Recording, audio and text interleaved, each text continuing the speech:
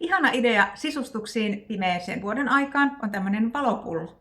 Mulla on tässä päällystettynä erilaisia läpikuultavia pulloja, mutta jos ei sulta löydy tämmöistä lasipulloa, niin meillä on 2 eri kokoa myytävänä.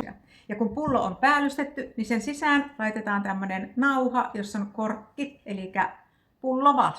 Itse tykkään tehdä liimaamisjärjestyksenä niin, että liimaan tuolta palat alhaalta ylöspäin ja tämmöisiä helmiä, kun laittoo noita sileitten tiffanypalojen väliin, ne antaa semmoista tiettyä kolmiulotteisuutta. Mutta nyt sitten liimaamaan. Ehdottoman hyvä alkutartuntainen pakkasen kestävä kirkas liima on tämä silikoniliima. Ja suoraan tuosta silikoniliimatuubista voi levittää tuohon pintaan, taikka sitten vaikka näppärä on käyttää tuota ruiskua.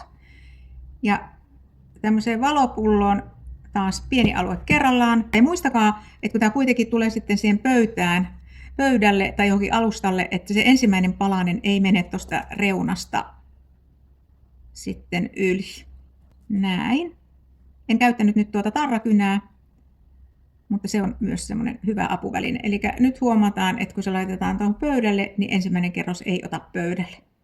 Ja sitten kun on vähän aikaa antanut vaikka kuivahtaa tuon ensimmäisen kerroksen, niin sitten taas lisätään liimaa seuraavaan kerrokseen.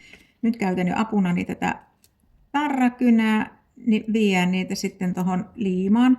Aina kun tekee tämmöisiä läpikuultavia mosaikkitöitä ja painaa tuohon liimaan sen palan, niin kannattaa katsoa, että se liima leviää tasaisesti tuonne palan alle. Eli sitten kun saumataan, niin siitä tulee tosi siistin ja kauniin näköinen. Ja näin edetään sitten kerros kerrokselta tänne ylöspäin. Ja sitten pulloissa, kun on tuommoisia niin sanottuja kaulakohtia, niin paloja voi sitten pilkkoa. Tässä mulla on pilkottu puolikkaiksi noita tiffanypaloja. Sitten kun kaikki nämä pullon palat on liimattu, niin antakaa kuivua sen vähintään muutama tunti, että palat ei irtoile saumatessa. Näissä 3 pullossa ne on käyttänyt eri värejä. Tässä on turkoosi, sauma-aine. Siellä on myös tuommoista hopea kimalletta välissä. Ja pakko mainita tässä vaiheessa myös, että siellä on noita ihania pikku millefioreita tässä pullossa. On käyttänyt sitten vihreätä sauma-ainetta. Tilaa materiaalit mosaikkimyymala.com.